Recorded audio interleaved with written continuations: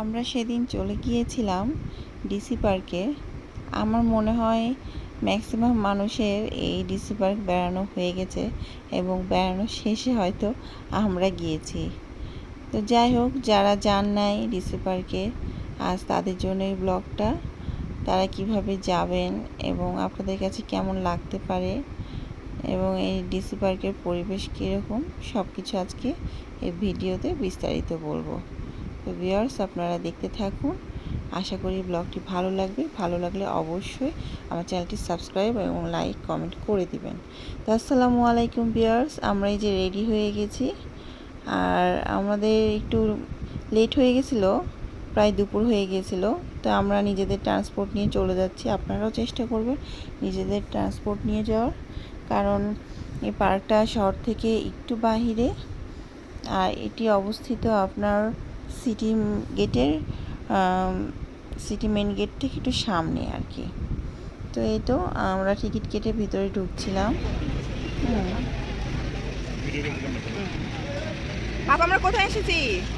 কোথায় এসেছি আমরা? আমরা ডিসি পার্কে এসেছি। তারপর আমরা চলে আসি গেটের ভিতরে। এই যে আমি উপর থেকে এই ক্লিপসগুলো নিচ্ছিলাম, তো অনেক দূর দেখা যায়, দেখতে ভালোই লাগছিল। তো আমি উপর থেকে এটা দাঁড়িয়ে ক্লিপসগুলো কিছুটা নিয়ে নিয়েছি। এই যে, তুমি কি উঠবা? হ্যাঁ, তুমি দোলনায় উঠবা?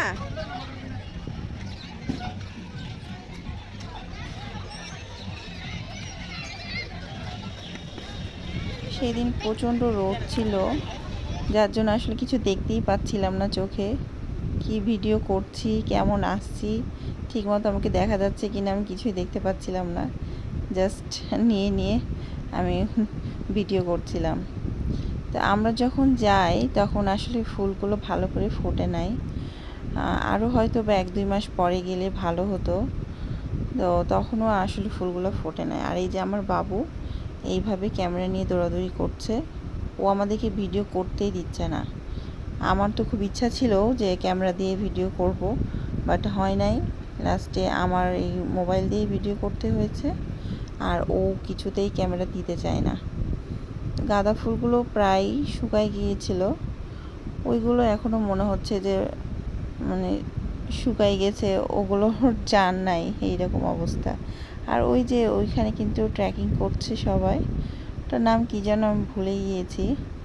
আপনাদের যাদের সাহস আছে তারা করতে পারবেন। মানে এই যে একটা পুকুরের মতো আছে, দিঘি বলে, তো ওইটার এই পার থেকে ওই পার চলে যাবে। আমি একবার উঠতে চেয়েছিলাম, কিন্তু আমার হাজব্যান্ড দেয় নাই। তো এই তো আমরা আসলে লাঞ্চ টাইমে গেছিলাম, তো এই জন্য আমাদের লাঞ্চ খাওয়াটা খুব জরুরি ছিল, সবার ক্ষুধা লাগছিল। তো এই যে আমরা লাঞ্চ করতে যাচ্ছিলাম, বাট বাবু কিছুতেই যেতে চাচ্ছিল না। ও অনেক কান্নাকাটি করছিল, ও ক্যামেরা নিয়ে দৌড়ে বেড়াচ্ছে, ও ভিডিও করবে, ও কন্টেন্ট ক্রিয়েটর হয়ে গিয়েছিল। তো আমরা চলে গেছি, আমরা ব্রিজে উঠে গেছি, আর ও এই যে চলে যাচ্ছে দৌড়ে দৌড়ে। একটু দুষ্টু ছেলে কান্না করছে, বেড়াতে এসে। তারপর আবার আমি যাই, ওর পাপা তো অনেক রেগে গেছিলো, ওকে কোলে নিয়ে নিয়েছে। কজ হচ্ছে পাপার ক্যামেরাটা ভেঙে দিয়েছে। ওই দিনই ফার্স্ট ক্যামেরাটা বার করছিল যে আজকে আমরা বেড়াবো, ভিডিও করব, বাট হয় নাই। ছেলে আমার নিয়ে ওটা ভেঙে ফেলছে, যার জন্য ওর পাপাও অনেক রেগে গিয়েছিল। তো আমরা রেস্টুরেন্টে চলে যাই, আসলে ব্রিজটা পার হয়ে রেস্টুরেন্ট। তো দুপুরে লাঞ্চ করার জন্য। পরিবেশটা ভালো, বাট খাবারের মান অতটা ভালো না। ওখানে আইটেম তেমন একটা নাই এবং মানে পরিমাণে খুব কম। তা আপনারা যাওয়ার আগে ওখানে বুঝে শুনে অর্ডার দিবেন। আর ওখানে আরও হয়তো 2টা রেস্টুরেন্ট আছে, যেটা আমি পরে ভিডিওতে দেখাবো। আপনারা ইচ্ছা করলে ওইখানে যেয়েও খেতে পারেন। এমনি এই রেস্টুরেন্টটা সুন্দর, মানে পরিবেশটা সুন্দর।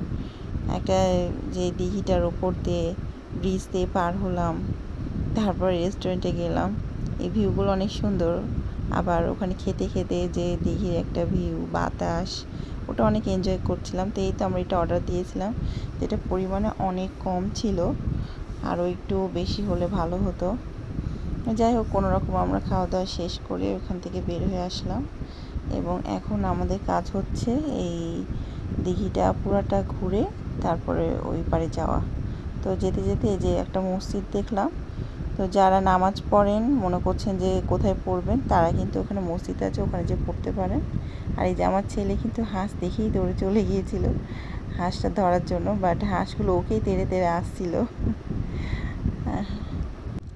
দিঘিটা কিন্তু বেশ বড়। আমরা পুরো দিঘিটা ঘুরে তারপরে আমরা দিঘির ওই পারে যাচ্ছিলাম। আর দিঘির ওই পারেই কিন্তু মেন আকর্ষণ। ওখানে যেতে যেয়ে কিন্তু এরকম একটা ব্রিজ পড়বে। তো চলেন আমার সাথে। এই যে ওই পার দিয়ে যেয়ে দিঘির ওই পারে কিন্তু এইভাবে রাইড আছে, বাচ্চাদের অনেকগুলো রাইড আছে। যারা বেবি নিয়ে যাবেন তারা কিন্তু ওইখানে অনেক এনজয় করবে, কজ বেবিদের জন্য অনেক রাইড আছে। তো যার বেবি যেই রকম রাইডে উঠতে পছন্দ করে তারা ওভাবেই নিয়ে উঠবেন। আর এই যে আমি একটু ঘুরে ঘুরে দেখানোর চেষ্টা করছিলাম। আসলে রাইডগুলো এক জায়গাতেই অনেকগুলো, যার জন্য আমি যদি একটু ঘুরে ঘুরে দেখাই তাহলে কিন্তু প্রায় সব রাইডগুলোই দেখানো হয়ে যায়। এই যে আমার বেবিও এখন উঠবে, এই যে ওর পুপির সাথে উঠে গেছে। এটা হচ্ছে ড্রাগন রেল লাইন না কি যেন, ড্রাগন ট্রেন, যাই হোক যেটাই হোক, ওইখানে উঠছিল। তা আমি অনেকবার ডাকছি, বাবা আমার দিকে তাকাও তাকাও, ও তাকাচ্ছে না, ও রেগে আছে, ও তাকাবে না। পাপা বকা দিছে। আপনি রাইটটাতে বসেন, এই যে তাকান, ওই যে ভিতরে যে রাইটটা আছে ওইটাই বসেন। হ্যাঁ, ওটা চাঁদের দেশে পাঠাই দিবে। আর এই যে ছোট বাচ্চারা সবাই খেলছিল ওইখানে, যে যাবে ওইটাই? হ্যাঁ, যাবা তুমি? হ্যাঁ, লাফালাফি করবা? হ্যাঁ, এই যে অনেক রকম রাইড আছে এখানে, যে ঘোড়াগুলো ঘুরছে। আর এই যেখানে ছোট বড় সবাই উঠতে পারবে। আসলে বড় শুধু ছোটদের জন্য তো নাই, বড়দের জন্যও আছে, ইচ্ছা করলে বড়রাও উঠতে পারবে। তো আপনারা এনজয় করবেন, বাচ্চা ফ্যামিলি সহকারে নিয়ে গেলে অনেক এনজয় করবেন। তো আমাদেরও ভালো লাগছিল।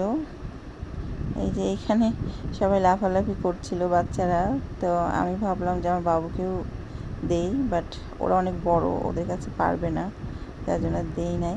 আর এই যে ঘুমাই গেছে, ওর অনেক ঘুম আসতেছে, ও আর থাকতে পারছে না। এই যে এভাবে এখন ঘুমাই গেছে, ওর পাপা বলতেছে যে এখনও ঘুমাই গেছে, ওকে নিয়ে আর এখানে থাকা যাবে না, এখন চল আমরা চলে যাই। আর সন্ধ্যাও হয়ে আসছে, যার জন্য আমরা আর থাকি নাই, এক জায়গায় একটু বসেছিলাম, বসার পরেই তারপরে আমরা উঠে চলে এসেছি।